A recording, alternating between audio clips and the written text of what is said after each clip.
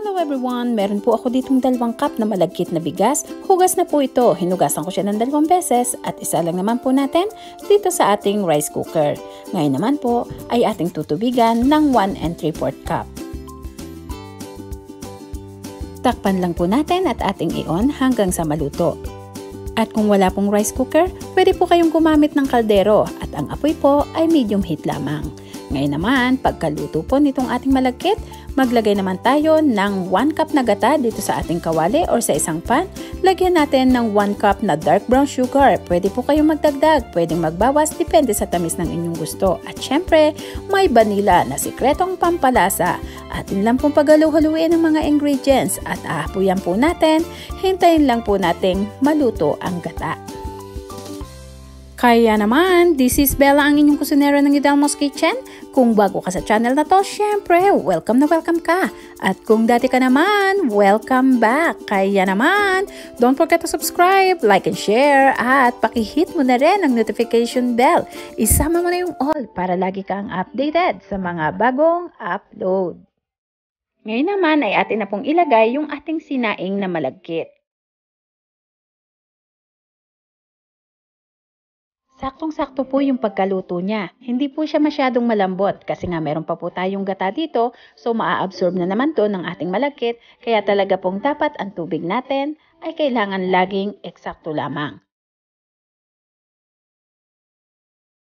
Haluin lang po natin hanggang sa maiga or hanggang sa mawala na yung pinaka-liquid.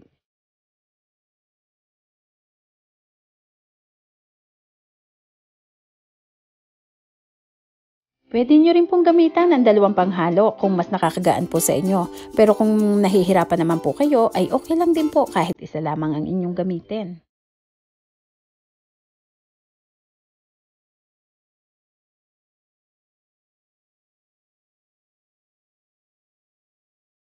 Napakabango po nitong ating biko. Talaga namang hinahalo pa lang, nakakagutom na. Kaya huwag nyo pong kakalimutan na lagyan ng vanilla. Isa po talaga yon sa ating sikreto. At kapag ganito na po, ay okay na ito. Kaya naman, ang isusunod naman natin ngayon ay i-ready natin yung molder na ating paglalagyan. So, meron po ako ditong bread pan. Pwede po kayong gumamit ng kahit anong molder na gusto nyo. Lagyan lang muna po natin ng butter or margarine. Pwede rin pong cooking oil para po hindi didikit itong ating ilalagay na biko. Dahil lalagyan pa po natin ito ng leche plan sa ibabaw mamaya. So, ayan. Salin na po natin yung ating biko.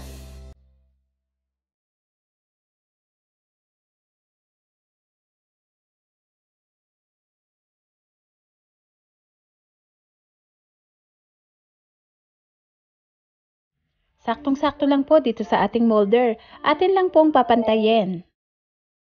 Mas maganda pong gamitin ang silicone na spatula sa pagpapantay. At kung wala naman pong ganitong klase ng spatula, pwede po kayong gumamit ng plastic spoon or kaya po yung mga rice scooper na plastic. Kung wala pa rin po, pwede rin po ang dahon ng saging. Lagyan nyo lang po ng butter or margarine. Pwede rin po ang cooking oil at yan yung gamitin na pampantay dito sa biko.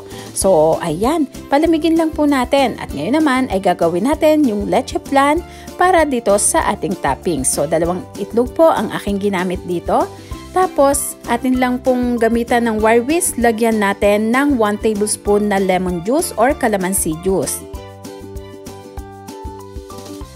Tuloy-tuloy lang po ang paghalo. At ngayon naman ay lalagyan din natin ng 1/2 cup na condensed milk. Depende po sa tamis na gusto nyo. Pwede po kayo magdagdag at pwede nyo rin pong bawasan. Tuloy-tuloy lang po natin ang paghalo habang inilalagay po natin ang condensed milk. At syempre, itong natitira, kailangan po natin gamitan ng spatula para po naman masaid.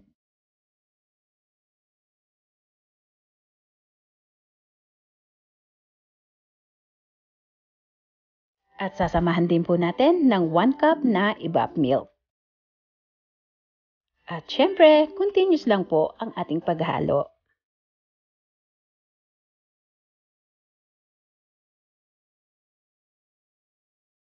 At ngayon naman, lagyan din po natin ng 1 tablespoon na unflavored yellow gelatin. So, ayan, haluin lang po natin mabuti hanggang sa magsama-sama ang lahat ng ingredients.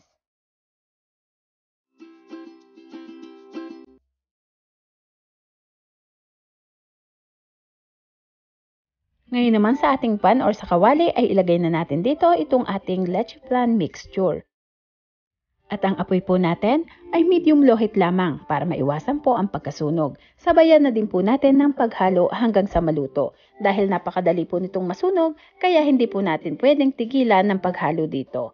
So ayan, at hintayin lang po natin kumulo. Isang kulo lang po ito ay okay na.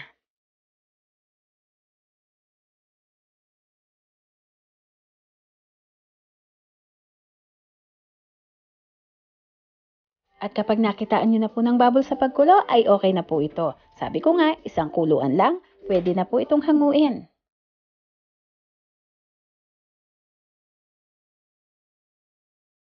At ilagay naman po natin sa ibabaw nitong ating biko.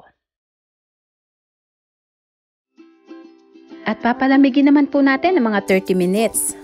Sunod naman po natin gawin ng caramel. So, eto po, unahin muna nating maglagay ng cornstarch dito sa ating 1/3 cup na tubig.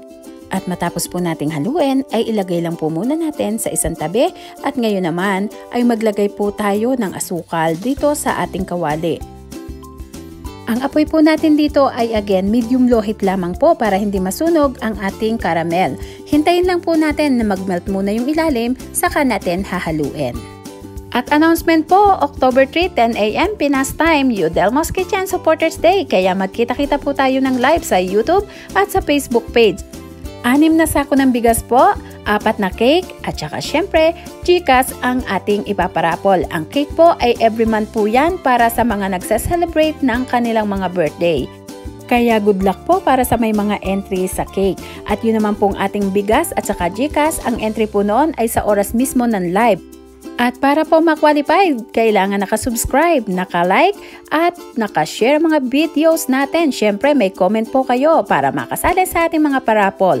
Iniaangat ko po sa kalan kapag ganito na para po hindi masunog. At siyempre, ilagay na po natin itong ating tubig na may cornstarch. Paunti-unti lamang po muna habang ating hinahalo.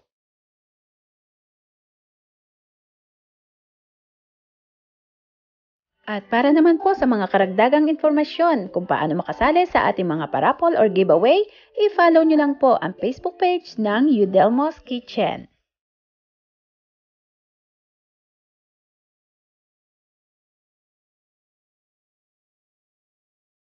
Kapag nagsama na po yung ating arnival at saka yung ating cornstarch mixture, ay okay na po ito. At ilagay na po natin dito sa ibabaw nitong ating biko na may leche flan at syempre, ito naman ang ating caramel. Napakabango po at napakasarap. Tingnan nyo pa lang ang itsura, masarap na. At syempre, ipapantay lang po natin dito sa ibabaw yung caramel natin.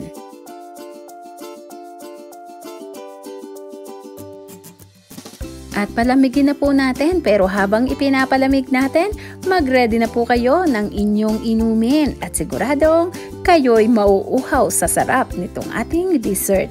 So, ayan po, panibagong kakanina naman na may kasama pang leche flan itong ating biko. Itsura pa lang po masarap na at nakakatakam na. So, ayan, pwedeng-pwede po itong pang negosyo. Ang sarap po. At syempre, ang dali lang gawin. Hindi nyo na po kailangan ng oven.